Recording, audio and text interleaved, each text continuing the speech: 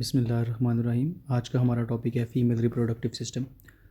सबसे पहले हम आगाज़ करते हैं कि फ़ीमेल रिप्रोडक्टिव सिस्टम जो है वो कैसे जो है वजूद के अंदर कैसे आता है, उसकी एम्ब्रियोजेनेसिस कैसे होती है, बनता कैसे है। तो रिप्रोडक्टिव सिस्टम बेसिकली हम इंटरनल और एक्सटर्नल ऑर्गन्स की उन कलेक्शन को कहते हैं जो मिल के एक स्पेसिफिक फंक्शंस परफॉर्म करते हैं सेक्सुअल रिप्रोडक्शन का, जिसकी वजह से ऑफस्प्रिंग्स प्रोड्यूस होती हैं। तो सबसे पहले जब भी ये प्रोसेस होता है एम्ब्रियोजेनेसिस का, तो एम्ब्रियोजेनेसिस के प्रोसेस के अंदर कुछ ऐसे ऑर्गन्स डेवलप होते हैं जो प्राइमरी तौर पे तो टेक पार्ट नहीं करते, मतलब कि हिस्सा नहीं लेते इसकी एम्ब्रियोजेनेसिस के अंदर, लेकिन उनकी इन्वॉल्वमेंट बहुत ज़रूरी होती है। अगर वो इन्वॉल्व ना हो तो उनकी इन्वॉल्वमेंट की वजह से आगे वाला प्रोसेस शुरू नहीं होगा। उन्हें रूडिमेंट्री ऑर्गन्स कहते हैं, ठीक है। हमने यहाँ पर जब भी हम बात करते हैं रिप्रोडक्टिव सिस्टम की डेवलपमेंट की, फीमेल या इधर मेल रिप्रोडक्टिव सिस्टम की डेवलपमेंट की, तो ये क्लोजली तौर पे रिलेटेड है with the development of the urinary system, ठीक है, with the development of the urinary system. तो यूरिनरी सिस्टम और हमारे पास रिप्रोडक्टिव सिस्टम दोनों एक ही तरह से डेवलप हो रहे हैं, यानी कि स्टार्टअप एक है दोनों का। अगर यूरिनरी सिस्टम के अंदर किसी किस्म की कोई प्रॉब्लम आती है तो डेफिनेटली वो लीड करेगी रिप्रोडक्टिव सिस्टम की प्रॉब्लम के साथ। लेकिन इन सब का आगाज़ कहाँ पे होता है? इन सब का आगाज़ तब होता है जब प्रेगनेंसी हुए को अभी सिर्फ़ और सिर्फ 15 दिन हुए होती हैं, मोस्ट 15 डेज़ से स्टार्ट होता है। और 15 डेज़ के ऊपर ये स्ट्रक्चर हमारे पास मौजूद होता है। इस स्ट्रक्चर को हम बोलते हैं ब्लास्टोसिस्ट। क्या बोलते हैं? ब्लास्टोसिस्ट। इस ब्लास्टोसिस्ट के अंदर हमें ये चीज़ जो नज़र आ रही है, बेसिकली ये क्या है कि एक एम्ब्रियो की डेवलपमेंट होने जा रही है। उसके अंदर हमें 3 चीज़ें नज़र आ रही हैं हमारे पास। तो सबसे पहले एक्टोडर्म है, एंडोडर्म है, मेसोडर्म है, ठीक है। एंडोडर्म है, फिर मेसोडर्म है और एक्टोडर्म है। तो हम देख रहे हैं कि ये एक्टोडर्म जो है ये बाहर वाला हिस्सा है, ठीक है। ये बाहर वाला हिस्सा है, ये वो हिस्सा है जहाँ से हमारे पास न्यूरल ट्यूब बननी है या स्पाइनल कॉर्ड बननी है। ये 2 चीज़ें आपने याद रखनी है, ठीक है। और ये एंडोडर्म ये वाला वो वाला हिस्सा है जिस हिस्से से हमारे पास गट बनना है या एब्डोमेन बनना है या जीआईटी वगैरह वाला सिस्टम बनना है, डेवलप होना है, ठीक है। तो ये हमारे पास मेसोडर्म है। ये क्या है? मेसोडर्म है, इंटरमीडिएट है, यानी कि आपने ये समझे कि मेसोडर्म इन दोनों चीज़ों के सामने है। लेट्स सपोज अगर मैं एक ह्यूमन बॉडी जो है वो बनाऊं, तो हम क्या करेंगे कि यहाँ पे ये देखें, तो आप देखें कि स्पाइनल कॉर्ड हमारे पास कहाँ पे है? यहाँ पे स्पाइनल कॉर्ड है बैक साइड के ऊपर, ठीक है। और एब्डोमिनल जो जीआईटी वाला सिस्टम है वो आगे है। तो इन दोनों के दरमियान में इस जगह के ऊपर कहीं पे हमारे पास मेसोडर्म है पूरी, यानी कि it is in front of the जो है हमारे पास क्या है कि ये न्यूरल ट्यूब की अगली तरफ है और हमारे पास मेसोडर्म की पिछली तरफ है। तो ये इसके मेसोडर्म के पार्ट्स कितने हैं? मेसोडर्म के बेसिकली 3 पार्ट्स होते हैं। ये हमारे पास मेसोडर्म कुछ इस तरह से होती है कि दरमियान के अंदर ये हमारे पास नोटोकॉर्ड, इसके साइड के ऊपर यहाँ पर ये हमारे पास मेसोडर्म है। मेसोडर्म के ये 3 हिस्से हैं, ठीक है। ये सबसे पहले हिस्से को हम प्रॉक्सिमल पार्ट बोलते हैं, दूसरे वाले को इंटरमीडिएट बोलते हैं और तीसरे वाले को डिस्टल बोलते हैं। यहाँ पे आप देख रहे हैं कि इंटरमीडिएट मेसोडर्म ये सेंटर वाली है। इसी तरह हमारे पास ये पैराएक्सियल या प्रॉक्सिमल एक ही बात है, ये पैराएक्सियल और लास्ट वाली जो है वो डिस्टल है। तो इस में इंटरमीडिएट जो मेसोडर्म है, इस इंटरमीडिएट मेसोडर्म से यूरिनरी सिस्टम और रिप्रोडक्टिव सिस्टम दोनों का आगाज़ होना होता है। यानी कि अगर हम बोलें कि कलेक्टिवली तौर पे जेनिटो यूरिनरी सिस्टम का जो एम्ब्रियोजेनेसिस है, जो वो स्टार्टअप पॉइंट हो रहा है, वो हमारे पास कहाँ से हो रहा है? इंटरमीडिएट मेसोडर्म से, ठीक है। अब अगर हम डेवलपमेंट देखें कि बेसिकली डेवलपमेंट हो किस तरीके से रही है, तो एक चीज़ हमने बड़े गौर से जो है वो हमें देखनी पड़ेगी कि स्टार्ट इंटरमीडिएट मेसोडर्म तो थी, ठीक है ना। इंटरमीडिएट मेसोडर्म पढ़ा हमने कि दोनों तरफ है, कितना ये दरमियान के अंदर नोटोकॉर्ड थी। लास्ट वाली इमेज के अंदर भी अगर आप देखते हो तो मैं आपको दोबारा दिखा दूंगा कि ये हमारे पास इंटरमीडिएट मेसोडर्म क्या थी? दोनों साइड के ऊपर थी। यानी कि इसका मतलब ये है कि अगर ये डेवलप हो रही है किसी चीज़ के अंदर तो ये क्या बनाएगी? पेयर्ड ऑर्गन बनाएगी। क्या बनाएगी? पेयर्ड ऑर्गन बनाएगी। तो हम बात कर रहे हैं उस वक़्त जब अभी आगाज़ हो रहा है, बनने का। लेट्स सपोज कि हम बोलते हैं कि ये सारा प्रोसेस जब किडनी बनने का या जेनिटो यूरिनरी बनने का आगाज़ हो रहा है, इस सिस्टम के बनने का, तब प्रेगनेंसी को हुए सिर्फ़ और सिर्फ 23 डेज़ हुए हैं। कितने डेज़ हुए हैं? 23 डेज़। या हम ये बोल सकते हैं कि ये 4th वीक है। 4th वीक का भी स्टार्ट चल रहा है। 4th वीक ऑफ गेस्टेशन का क्या चल रहा है? स्टार्ट चल रहा है। अब होता क्या है कि 4th वीक ऑफ गेस्टेशन के स्टार्ट के अंदर अभी तो एम्ब्रियो बहुत छोटा सा है, ये एम्ब्रियो है हमारे पास, ये इस तरह से, ना ही कोई भी चीज़ डिफाइंड नहीं है, ना इसका हेड डिफाइंड है, ना इसकी टेल डिफाइंड है। तो इस एम्ब्रियो के अंदर डेवलपमेंट सबसे पहले स्टार्ट होती है, और डेवलपमेंट सबसे पहले स्टार्ट उस जगह से होती है जो फ्यूचर का नेक रीजन होता है। जो फ्यूचर का क्या होता है, नेक रीजन होता है। दोनों तरफ इंटरमीडिएट मेसोडर्म डेवलप होती है एक डक्ट के अंदर, ठीक है, एक राइट साइड के ऊपर और एक लेफ्ट साइड के ऊपर, दोनों तरफ डक्ट्स में डिवाइड होती है। ये डक्ट्स अंदर की तरफ छोटे छोटे टिब्यूल्स भेजते हैं। क्या भेजते हैं? छोटे छोटे टिब्यूल्स भेजते हैं। क्योंकि ये डक्ट हमारे पास स्टार्ट के अंदर स्टार्ट हुई है, तो इस डक्ट को हम सबसे पहले स्टार्ट हुई है, तो इस डक्ट को हम नाम देते हैं किसका? प्रोनेफ्रॉस का। किस चीज़ का नाम दिया इसे हमने? प्रोनेफ्रॉस का नाम दिया इसे हम लोगों ने, ठीक है। सो ये हमारे पास ये डक्ट प्रोनेफ्रॉस है। इस प्रोनेफ्रॉस का काम क्या है? इस प्रोनेफ्रॉस का काम है बेसिकली कि ये हमारे पास इसकी प्रोडक्शन को, जेनिटल यूरिनरी सिस्टम की एम्ब्रियोजेनेसिस को स्टार्ट करवाई। मैंने अभी पहले आपको स्टार्ट में बोला था कि कुछ हमारे पास चीज़ें ऐसी होती हैं जो चीज़ें स्टार्ट तो करवाती हैं लेकिन डायरेक्टली उसके अंदर टेक पार्ट नहीं करती, उसके अंदर हिस्सा नहीं लेती डायरेक्टली तौर पे, ठीक है।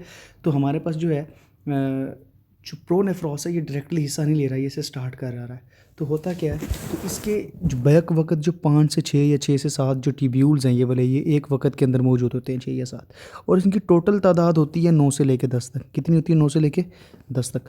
तो क्या करता है कि आहिस्ता आहिस्ता ये सर्वाइकल रीजन से शुरू हुआ था। क्या? जो फ्यूचर का सर्वाइकल रीजन हुआ था उस वक्त, समझ लो आप इस पॉइंट से स्टार्ट हो रहा है एम्ब्रियो के अंदर, ठीक है। यहाँ से स्टार्ट हुआ था और आहिस्ता आहिस्ता क्या कर रहा है, ये नीचे की तरफ डेवलप हो रहा है।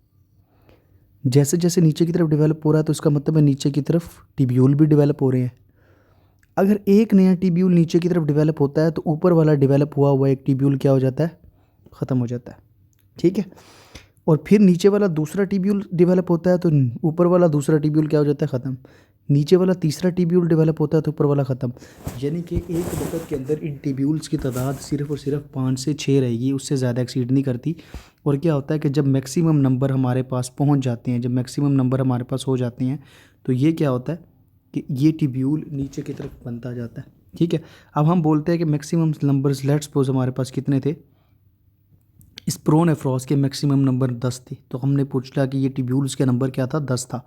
तो इस ये 10 तक की तादाद को पहुंच गया तो क्या हुआ, नीचे की तरफ इसी की एक कॉन्टिन्यूएशन शुरू हुई। इसी टिब्यूल की क्या शुरू हुई? एक कॉन्टिन्यूएशन शुरू हुई, जो जिसमें सेम वैसे ही डक्ट थी, जिसमें सेम वैसे ही क्या थी? डक्ट थी। और उस डक्ट के साथ साथ यूँ बाहर की तरफ निकले हुए टिब्यूल थे जो जा रहे थे।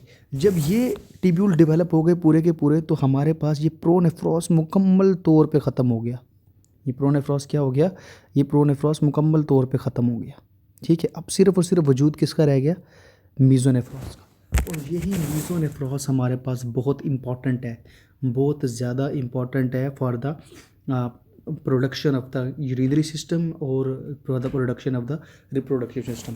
अब हम भूल गए हैं, लास्ट टाइम हमें पता है कि ये क्या था? दोनों तरफ था। याद है कि ये क्या था? हमारे पास प्रोनेफ्रॉस था। तो अब ये क्या हो गया? अल्टीमेटली ये भी मीज़ोनेफ्रॉस के अंदर कन्वर्ट हो गया, और यहाँ पे भी डक्ट्स हैं, टिब्यूल्स हैं, ठीक है। ये टिब्यूल्स होंगे, इन्हें बोलेंगे मीज़ोनेफ्रिक टिब्यूल्स, और डक्ट को बोलेंगे मीज़ोनेफ्रिक डक्ट। अल्टीमेटली ये नीचे आके क्या करेंगी? एक कंबाइन सोर्स के साथ ज्वाइन करेंगी। कंबाइन सोर्स के साथ क्या करेंगी? ज्वाइन करेंगी, जिसे हम बोलेंगे क्लोएका। क्लोएका से कुछ याद आता है आप लोगों को? क्लोएका बेसिकली एक कंबाइंड ओपनिंग होती है जेनिटल ट्रैक की, यूरिनरी ट्रैक की, और साथ के साथ गैस्ट्रोइंटेस्टाइनल ट्रैक की। तो ये कंबाइंड ओपनिंग बनती है। अब मैं इसको, आपको होपफुली समझ आ गया होगा, मैं आपको इमेज से डिस्क्राइब करता हूँ। सो क्या है कि इसके अंदर हमने देखा ये प्रोनेफ्रॉस शुरू में डेवलप हुए थे। ये प्रोनेफ्रॉस जैसे ही नीचे की तरफ डेवलप हो रहे हैं तो ऊपर वाले प्रोनेफ्रॉस क्या हो रहे हैं? डीजनरेट हो रहे हैं, और नीचे की तरफ अल्टीमेटली प्रोनेफ्रॉस की डेवलपमेंट बिल्कुल ही ख़त्म होगी, और नीचे की तरफ क्या डेवलप हो गया? मीज़ोनेफ्रॉस डेवलप हो गया। और इस मीज़ोनेफ्रॉस के साथ ही हमारे पास डेवलपमेंट स्टार्ट होती है किसकी? जेनिटल ट्रैक की। जेनिटल ट्रैक की यानी कि हमारे पास गोनेड्स की डेवलपमेंट स्टार्ट होनी है। लेकिन उसकी डेवलपमेंट से पहले एक चीज़ देख लें कि हमारे पास सेंटर के अंदर क्या होता है? एओर्टा होता है। एओर्टा से कुछ वेसल्स निकलती हैं, वो जाके ग्लोमेरुलस टाइप का स्ट्रक्चर बनाती हैं, और ये जो मीजोनेफ्रॉस के ट्यूब्यूल्स होते हैं, ये क्या होते हैं, इस डक्ट को, जो ग्लोमेरुलस होता है उसको कवर किए हुए होते हैं, ठीक है, इस तरीके से। ठीक है, ये सारे का सारा इस तरह से हो रहा होगा, एओर्टा से एक एक वेसल आ रही होगी, एक राइट साइड की तरफ जा रही होगी और एक क्या जा रही होगी, लेफ्ट साइड की तरफ जा रही होगी, और हर तरफ का एक जो है ग्लोमेरुलस, इसको क्या किया हुआ होगा, कवर किया हुआ होगा। ठीक है, जिस तरह सच इस केस के अंदर है और इधर भी सेम चीज़ है। तो हमारे पास यहाँ पे इस इमेज के अंदर आप देख सकते हैं कि ये कि नीचे क्या बन रहा है, क्लोएका बन रहा है। मैं किडनी की फॉर्मेशन की तरफ नहीं जाऊँगा, हम सीधा जेनिटल उसकी ट्रैक की तरफ आएंगे। ठीक है, अब क्या हुआ, अब हम सबसे पहले इन इमेज को लेबल करते हैं ताकि हमें अंडरस्टैंडिंग को बनाने की। Image number A, image number B, image number C और इमेज नंबर डी हमारे पास। सबसे पहले अगर हम डी इमेज देखें तो इसमें फीटस का एक एम्ब्रियो है, ये अप्रॉक्सीमेटली 26-27 डे की बात हो रही है। ठीक है, अपने गेस्टेशन के। तो यहाँ पे हम एम्ब्रियो के अंदर देखें, ये वो वाली जगह है जहाँ पर योग से कनेक्टेड है, अल्टीमेटली आगे आके क्या कनेक्टेड है, फीटस के साथ योग से कनेक्टेड है। तो इस पॉइंट के ऊपर, इस जगह के ऊपर हमने कट सेक्शन लिया। ये वाला इमेज कौन सा था फीटस का, ये वाला सैजिटल इमेज था। ये वाला कौन सा इमेज था, सैजिटल इमेज था। हमने इस सैजिटल का एक कट सेक्शन लिया इस लेवल के ऊपर, और ये कौन सा लिया, ट्रांसवर्स कट सेक्शन लिया। ट्रांसवर्स कट सेक्शन लिया तो हमें क्या आएगा, सबसे पहले बैक की तरफ यहाँ पे क्या थी, न्यूरल ट्यूब। ठीक है, यानी कि स्पाइनल कॉर्ड। तो ये हमारे पास क्या आ गई, न्यूरल ट्यूब या स्पाइनल कॉर्ड। ठीक है, इसके बाद आगे की तरफ ये वाला कौन सा हिस्सा था, वो हिस्सा जिसने गट लूप्स बनाने थे, ये एब्डोमिन। तो ये हमारे पास क्या चीज़ आ गई, एब्डोमिनल कैविटी, ये अंदर वाली। ठीक है, ये क्या आ गई, एब्डोमिनल कैविटी। ठीक है, और ये क्या आ गई, एब्डोमिनल कैविटी की वॉल, दीवार। तो ये अंदर की तरफ ये जो लेयर है हमारे पास, ये क्या आ गई, पेरिटोनियम। हमें पता है एब्डोमिनल कैविटी की जो लेयर होती है, जिसको कवर किया होता है, उसे क्या बोलते हैं हम, पेरिटोनियम बोलते हैं। पेरिटोनियम की दो लेयर होती है, पैराइटल लेयर और विसरल लेयर। विसरल लेयर वो होती है जो ऑर्गन के साथ डायरेक्टली अटैच होती है, और पैराइटल जो उससे बाहर वाली लेयर होती है। ठीक है, इसके अंदर अब ये सेंटर वाला ये क्या है, ये हाइंड गट है। ठीक है, ये हाइंड गट है, ये वाला एरिया। इस इमेज में अगर हम देखें तो ये वाला एरिया, ये सेंटर के अंदर। ठीक है, अब इससे पीछे की तरफ जाए, हमने बोला था मीजोडर्म कहाँ पड़ी होगी, एब्डोमिन और उसके दरमियान में, न्यूरल ट्यूब के दरमियान में। तो ये मीजोडर्म वाला हिस्सा, ये वाला लेके यहाँ से, तो ये क्या पड़ा हुआ है हमारे पास, एओर्टा। ये क्या पड़ा हुआ है, एओर्टा।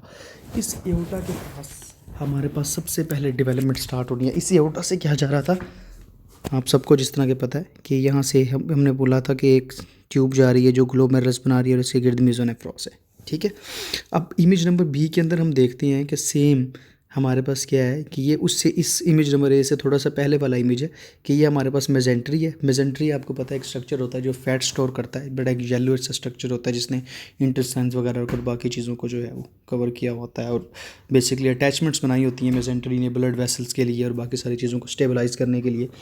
तो क्या होता है कि यहाँ से, इस योग सैक से होता हुआ, इस योग सैक से होते हुए कुछ सेल्स योग सैक के अंदर से कैसे, इस योग सैक की ना अंदर वाली जो लाइनिंग होती है ना, वो मीजोडर्म एंडोडर्म से मिली बनी होती है। ठीक है, तो जो एंडोडर्मल एपिथीलियम होती है, क्या होती है, एंडोडर्मल एपिथीलियम होती है, ये यहाँ से टूटती है, अपने आप को डिटैच करती है।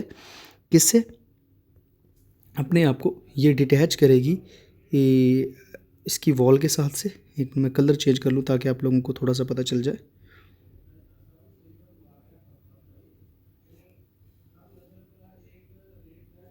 ठीक है, ये यहाँ से अपने आप को डिटैच करती है। डिटैच करने के बाद क्या करती है, ये माइटोटिकली डिवाइड होती है, माइटोसिस के ज़रिए 1 से 2, 2 से 4 में डिवाइड होती है, और ये मेजेंट्री के थ्रू ये ट्रैवल करना शुरू करती है अंदर मीजोडर्म के पास। किधर, मीजोडर्म के पास। तो ये अगर हम इमेज नंबर ए के अंदर देखें तो ये इसने यहाँ से ट्रैवल करना शुरू किया, और ये ट्रैवल करते करते ऊपर यहाँ पे आई सेंटर में, और कुछ राइट साइड की तरफ चली गई और कुछ कहाँ चली गई, लेफ़्ट साइड की तरफ। अगर हम इमेज नंबर सी देखें तो हम यहाँ पे देख सकते हैं कि यहाँ से कुछ सेल्स आए योग सैक से, ये जो हमारे पास मेजेंट्री थी, ब्लू लाइन आप देख लें मेरा एरो। ठीक है, यहाँ से आए, कुछ राइट साइड की तरफ गए और कुछ लेफ़्ट साइड की तरफ गए। ये रेड रेड कलर के आपको डॉट्स नज़र आ रहे हैं। इन सेल्स को हमने बोला प्रीमोडियल जर्म सेल्स। क्या बोला हमने, प्रीमोडियल जर्म सेल्स। और ये जर्म सेल्स आए तो यहाँ पर हमारे पास ये जो लेयर बनी हुई थी, इमेज नंबर बी देखिएगा एक दफ़ा। इमेज नंबर बी के अंदर ये वाली जो आप लेयर देख रहे हैं जिसने मेजेंट्री को कवर किया हुआ है, इसे हम बोलते हैं सिलोमिक एपिथेलियम। क्या बोलते हैं, सिलोमिक एपिथेलियम बोलते हैं। तो इस सिलोमिक एपिथेलियम से ये मिलके बनी हुई थी। तो यहाँ क्या किया, जो प्रीमोडियल जर्म सेल्स आए, इन प्रीमोडियल जर्म सेल ने इस सिलोमिक एपिथेलियम के अंदर इन्वेड करना शुरू कर दिया, प्रोलिफरेट करना शुरू कर दिया। और साथ वाले इससे एडजेसेंट जो मीजनकाइमल सेल्स थे, आपको पता है मीजनकाइमल सेल्स कौन से होते हैं? मीजनकाइमल सेल्स वो होते हैं जिनका बेसिकली फ्यूचर में जिन्होंने स्केलेटल सिस्टम या बेसिकली कनेक्टिव टिश्यूज़ के सेल्स बनाना होते हैं, जिस तरह ब्लड वेसल्स या लिम्फेटिक सिस्टम्स के भी हो सकती हैं। तो साथ में ही मीजनकाइमल सेल्स की भी प्रोलिफरेशन होगी। 3 सेल्स की प्रोलिफरेशन होगी, एक तो सुलोमिक एपिथेलियम के सेल्स, मीजन काइमल सेल्स हो गए, और तीसरा ये जो हो गए हमारे पास पीजीसी हो गए, प्रीमोर्डियल जर्म सेल्स हो गए। तो ये तीनों जब प्रोलिफरेट किए तो इन्होंने एक प्रोमिनेंट रिज बना दिया यहाँ पर। ये क्या बना दिया? एक प्रोमिनेंट रिज बना दिया। इस प्रोमिनेंट रिज को हमने बोला जेनिटल रिज। इस प्रोमिनेंट रिज को हमने क्या बोला? Genital ridge. इस जेनिटल रिज से ही हमारे गोनेड्स के बनने का आगाज़ हो रहा है। ठीक है, फिर एक दफ़ा मैं थोड़ा सा रिपीट कर देता हूँ कि हमारे पास प्रीमोर्डियल जर्म सेल्स आए यहाँ से, योग सैक से ये एंडोडर्मल एपिथेलियम से बने। एंडोडर्मल एपिथेलियम से बने तो ये मेजेंट्री के थ्रू होते हुए माइग्रेट कर गए कहाँ पे? बिल्कुल मीजोनेफ्रॉस के नीचे। ये देखो, ये वाला मीजोनेफ्रॉस था, तो मीजोनेफ्रॉस के नीचे की तरफ यहाँ पे जब ये माइग्रेट किए तो यहाँ पर आके इन्होंने क्या किया? सिलोमिक एपिथेलियम और मीजनकाइमल सेल की प्रोलिफरेशन होगी और के साथ प्रोलिफरेशन कर लेगी इसने पीजीसी ने। तो यहाँ पर एक हमारे पास एक रिज बन गया, एक प्रोमिनेंस बन गई, जिससे हमने जेनिटल रिज बोला। ठीक है, ये दोनों साइड्स की तरफ बनेगी, राइट साइड की तरफ भी बनेगी और लेफ्ट साइड की तरफ भी बनेगी। इसके बाद हम गोनेड्स क्या है? गोनेड्स जब बनना शुरू होते हैं तो गोनेड्स ने तब बनना शुरू होना है जब स्टार्ट होना है माइग्रेशन का, पीजीसी के माइग्रेशन का। पीजीसी क्या है? Primordial germ cell. जब प्रीमोर्डियल जर्म सेल्स माइग्रेट करना शुरू करते हैं, कहाँ से? योग सैक से लेके मीजोडर्म तक, वो शुरू करते हैं 4th वीक में और एंड कब करते हैं? 6th वीक में। अब ये देखना, यहाँ पर प्रीमोर्डियल जर्म सेल्स है। प्रीमोर्डियल जर्म सेल्स हमेशा एलेंटॉइस के पास पाए जाते हैं और अंदर वाली लेयर से ओरिजिनेट कर रहे हैं। ठीक है, जो एंडोडर्मल एपिथेलियम है, और ये एलेंटॉइस के साथ पाए जाते हैं और मीजनकाइमी से होते हुए, मीजनकाइमल मेम्ब्रेन से, सेल से होते हुए ये आराम से अपनी जगह पर पहुंच जाते हैं। जो जगह कौन सी है? इनकी जेनिटल रीच। ये इसी की सीक्वेंस है जिसमें आप देख रहे हैं कि यहाँ से सेल्स आए और ये ऊपर की तरफ जाके ये डिवाइड हो गए राइट साइड पे और लेफ़्ट साइड पे। तो यहाँ पर अगर हम देखें तो यहाँ पे इमेज नंबर बी के अंदर मीजनकाइमल सेल है, प्रीमोर्डियल जर्म सेल्स हैं। ये राइट साइड की तरफ भी गए हैं और लेफ़्ट साइड की तरफ भी गए हैं। ये एओर्टा है सेंटर के अंदर जो सप्लाई कर रहा है, एक ग्लोमेरुलस किस्म का बड़ा बारीक सा स्ट्रक्चर दे रहा है, जिसको कवर किया हुआ है हमारे पास किसने? मीजोनेफ्रॉस ने। ठीक है, अब इस लेवल के ऊपर एक काम ये होता है कि मीजोनेफ्रॉस के बिल्कुल एडजेसेंट एक और स्ट्रक्चर डेवलप होता है, बिल्कुल सेम वैसा ही जैसा मीजोनेफ्रॉस है, बिल्कुल सेम वैसा ही जैसा मीजोनेफ्रॉस है। यहाँ पे मैं आप लोगों को दिखाता हूँ कि ये देखो, ये मीजोनेफ्रॉस डेवलप हुआ था। ठीक है, इस मीजोनेफ्रॉस के डेवलपमेंट के साथ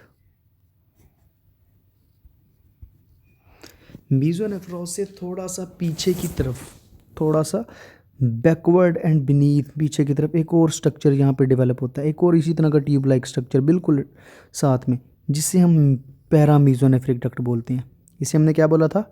मीजोनेफ्रिक डक्ट। इसे हमने क्या बोला था? Mesonephric duct. और इसे हमने क्या बोला? पैरामीजोनेफ्रिक डक्ट।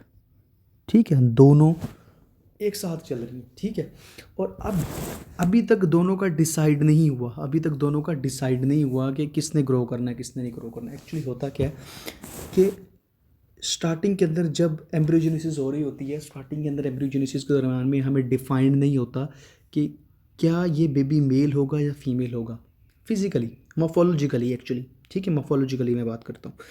तो सबसे पहले जो है जेनेटिकली मटेरियल पता होता था। जब तक जेनेटिक मटेरियल अपने आप को शो नहीं करता, तब तक डिसाइड नहीं हुआ होता कि इधर कौन सी ट्यूब एग्जिस्ट करेगी, कौन सी नहीं।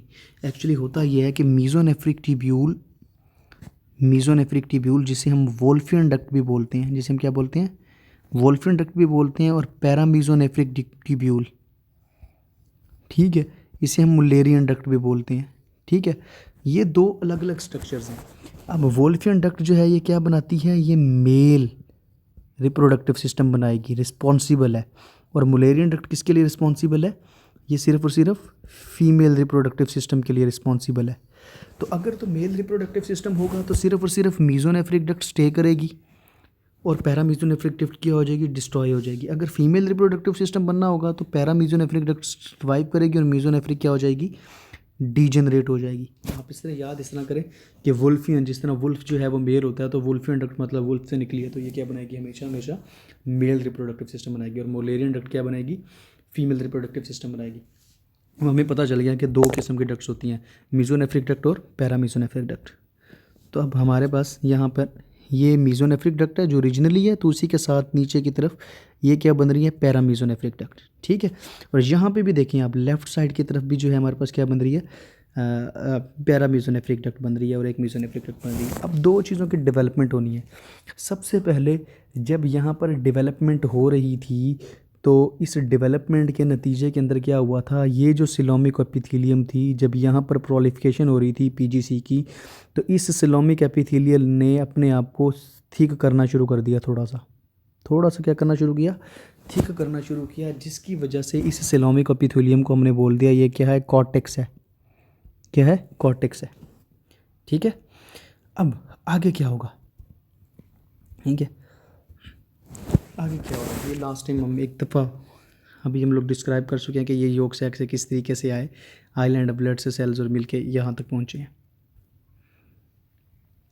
अब आगे की तरफ क्या होगा, ये हमारे पास एओर्टा है और प्रीमोडियल जर्म सेल्स आ रहे हैं और प्रोलिफरेट कर रहे हैं, जेनिटल रिज के दरमियान प्रोलिफरेट कर रहे हैं। अब क्या हुआ कि अगर तो ये SRY जीन है इसके पास, ठीक है, सेक्स डिटर्मिनिंग रीजन Y है अगर इसके पास, यानी कि XY क्रोमोसोम है, 46XY है ये फीटस, इसने मेल बेबी बनना है, तो इस नतीजे के अंदर क्या होगा, तो ये जहाँ पर ये जो प्रोलिफरेटिव सेल्स थे जो यहाँ पर जो कॉर्टेक्स के अंदर थे, ये माइग्रेट करना शुरू कर जाएंगे centre of the genital ridge की तरफ, और ये यहाँ पर कॉर्ड्स बना लेंगे। क्या बना लेंगे, कॉर्ड्स बना लेंगे, जिन्हें हम क्या बोलेंगे, सेक्स कॉर्ड्स बोलेंगे, या अल्टीमेटली क्या बोलेंगे, मेडुला बोलेंगे, मेडुला ऑफ सेक्स कॉर्ड्स, या सिंपली क्या बोलेंगे, सेक्स कॉर्ड्स बोलेंगे। तो इन सेक्स कॉर्ड्स की वजह से डेवलपमेंट होगी मेल जेनिटल सिस्टम की।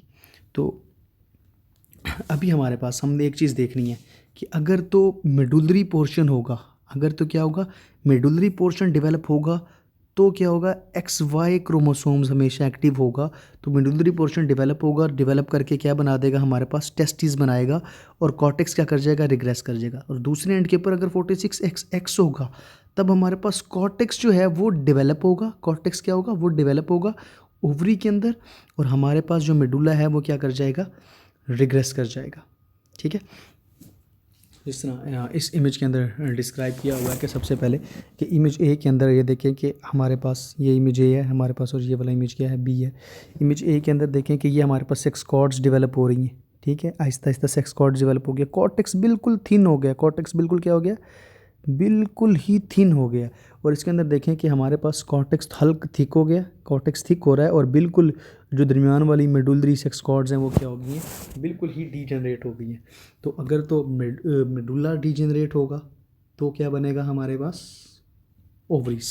ठीक है, अगर कॉर्टेक्स डीजनरेट होगा तो क्या बनेगा, टेस्टिस बनेंगे। के बनते किस तरह से हैं और इनकी एक्चुअल डेवलपमेंट किस तरह से होती है वो हम देखते हैं सबसे पहले मेल रिप्रोडक्टिव सिस्टम के अंदर। सो मेल रिप्रोडक्टिव सिस्टम के अंदर सबसे पहले होता है हमारे पास कि जो प्रीमोर्डियल जर्म सेल्स थे वो क्या करती हैं कि कॉर्टेक्स ऑफ द गोनेड जो होता है, कॉर्टेक्स होता है, वहाँ से माइग्रेट करना शुरू करते हैं जहाँ पे वो ओरिजिनली थे, टुवर्ड्स द मेडुला। जब वो टुवर्ड्स द मेडुला जाते हैं तो वहाँ पर जाके वो क्या करेंगे, सबसे पहले सेक्स कॉर्ड की डेवलपमेंट करेंगे, जैसे अभी ही हमने पीछे पढ़ा। तो यही जो पीजीसी थे ये क्या करते हैं, इन सेक्स कॉर्ड के अंदर मैचुरेशन कर रहे होते हैं सेमिनेफ्रस ट्यूब्यूल की और सर्टोली सेल की। किसकी, सेमिनेफ्रिक ट्यूब्यूल्स की और सर्टोली सेल की। हम बोलेंगे कि अगर ये जेनिटल रिज था, ये क्या था, जेनिटल रिज था, तो इसके ये जो कॉर्टेक्स में मौजूद प्रीमोडियल जर्म सेल थे यहाँ पर ओरिजिनल आके एम्बेडेड हुए थे, ये अपने आप को अलाइन कर लेंगे इस तरह लाइनों के अंदर। ठीक है, और ये क्या बना लेंगे, मेडुलरी सेक्स कॉर्ड्स बना लेंगे। इन मेडुलरी सेक्स कॉर्ड ने अल्टीमेटली सेमिनेफ्रस ट्यूब्यूल्स बनानी है और सर्टोली सेल्स बनानी है। ठीक है, इन सर्टोली सेल्स का क्या काम है, इन सर्टोली सेल ने बनाना है anti Mullerian hormone, AMH, anti Mullerian hormone, या इसे हम बोलते हैं मुलेरियन इनहिबिटिंग हार्मोन। ठीक है, तो ये क्या काम करेगा, इसका काम है मुलेरियन डक्ट को सप्रेस करना। मुलेरियन डक्ट कौन सी थी हमारे पास, पैरामीजोनेफ्रिक डक्ट, यानी कि जैसे ही SRY जीन एक्टिवेट हुआ, SRY जीन ने एक्टिवेट होके जो प्रीमोडियल जर्म सेल्स थे जो पड़े हुए थे ओरिजिनली तौर पे कॉर्टेक्स के अंदर, वो उनको कॉर्टेक्स से निकाला, उनको मेडुला की तरफ लेके आया, जिसके नतीजे के अंदर हमारे पास क्या हुआ, सेमिनेफ्रस ट्यूब्यूल्स और सर्टोली सेल्स बने। और इन सर्टोली सेल्स ने वजूद में आते ही क्या काम किया, सबसे पहले एंटी मुलेरियन हार्मोन बनाया। उस एंटी मुलेरियन हार्मोन ने क्या किया, जो उसके एडजेसेंट पड़ी हुई पैरा मीजोनेफ्रिक टिब्यूल थी, ये पैरा मीजोनेफ्रिक टिब्यूल थी, ठीक है, इसने इस पैरा मीजोनेफ्रिक टिब्यूल को सप्रेस करना शुरू कर दिया। सप्रेस करना शुरू कर दिया और ये क्या होना शुरू होगी, डीजेनरेट शुरू होगी, ठीक है। अगर ये एंटी मुलेरियन हार्मोन ना हो तो पैरा मीजोनेफ्रिक डक्ट डीजेनरेट ना हो, तो इसका मतलब है मेल रिप्रोडक्टिव सिस्टम के साथ फीमेल रिप्रोडक्टिव सिस्टम का भी काफ़ी सारा पार्ट डेवलप हो जाए, ठीक है, ये कुछ ना कुछ खराबी हो जाए, कुछ ना कुछ अबनॉर्मेलिटी हो जाए। दो चीज़ें याद रखें कि टेस्टिस की डेवलपमेंट के लिए ज़रूरी है टेस्टोस्टेरोन, ठीक है, क्या ज़रूरी है, टेस्टोस्टेरोन। अगर टेस्टोस्टेरोन नहीं होगा तब किसी भी सूरत के अंदर टेस्टिस की ग्रोथ नहीं होगी, ठीक है। और हमारे पास क्या है, इसकी ग्रोथ को रोकने के लिए ज़रूरी क्या चीज़ है, एंटी मुलेरियन हार्मोन, ठीक है। एंटी मुलेरियन हार्मोन होगा तो इसकी ग्रोथ रुक जाएगी, ठीक है। तो अगर मेल रिप्रोडक्टिव सिस्टम बन रहा है, मेल जेनिटल्स बन रहे हैं, तो वो ये दोनों एंजाइम्स उसके पास होना ज़रूरी है, ठीक है। फीमेल के पास अगर दोनों भी नहीं है तो उसे तो इन दोनों की ज़रूरत नहीं है बनाने के लिए, उससे ना ही AMH चाहिए, उसे ना ही टेस्टोस्टेरोन चाहिए, तो उसका काम चल जाएगा। लेकिन अगर मेल ने बनना है तो उसके लिए ज़रूरी है कि वो दूसरे को सप्रेस करे और ख़ुद की ग्रोथ करे, तो उसके लिए एंटी मुलेरियन हार्मोन और टेस्टोस्टेरोन का होना बहुत ज़्यादा ज़रूरी है, ठीक है। इसके बाद क्या करते हैं कि ये जो PGC सेल्स हैं, ये स्पर्मेटोगोनिया को जो है वो इनिशिएट करते हैं, जो उसके जो है बेसिकली वो क्या है, इनिशिएटिव प्रोसेस है जिसकी वजह से स्पर्म की ग्रोथ होती है। और याद रखो कि sperm through out the life बनते हैं, ठीक है, शुरू के अंदर नहीं बनते, बल्कि आफ्टर द प्यूबर्टी जो है ये मेच्योर होना शुरू होते हैं और बनना शुरू हो जाते हैं। तो जो हमारे पास क्या होता है कि जो रेमिनेंट होते हैं प्रीमिटिव सेक्स कॉर्ड के, वो क्या बनते हैं, वो रेटिटेस्टिस बन जाते हैं, जो कि एक थीन और इंटरकनेक्टेड टिब्यूल्स है जो डेवलप होता है डोर्सल पार्ट के अंदर, और बाद में सेमिनेफ्रस टिब्यूल्स जो है वो एफरेंट टिब्यूल्स के अंदर कनेक्ट करते हैं। होता क्या है कि बेसिकली जो हमारे पास मीजोनेफ्रिक डक्ट थी ना, मीजोनेफ्रिक डक्ट का एक पार्ट जो है वो मीजोनेफ्रिक डक्ट जो हमने पढ़ा था पीछे किडनी के एम्ब्रियोजेनेसिस के अंदर, हमने पढ़ा था कि ये मीजोनेफ्रिक डक्ट है जिसके मीजोनेफ्रिक ट्यूब्यूल्स निकल गए थे। तो इसका जो इंटीरियर पार्ट है ना, वो रिग्रेस होता है और वो रिग्रेस होकर एफरेंट ट्यूब्यूल्स बना लेता है।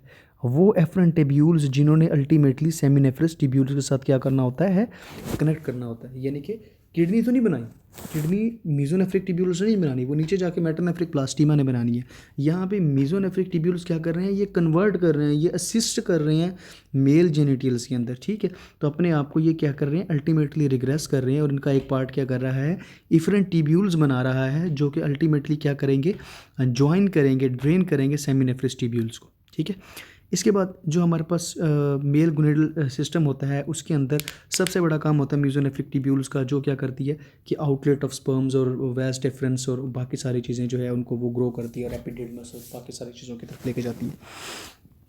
तो मेल गोनेड्स की जब डेवलपमेंट हो रही होती है, तो जिस वक्त कॉर्टेक्स रिग्रेस कर रहा होता है, ठीक है, तो उसी वक्त क्या करता है हमारे पास कॉर्टेक्स रिग्रेस करके एक एपिथीलियल की एक थिन लेयर बना देता है, जो कि टेस्टिस की सरफेस को कवर कर लेती है।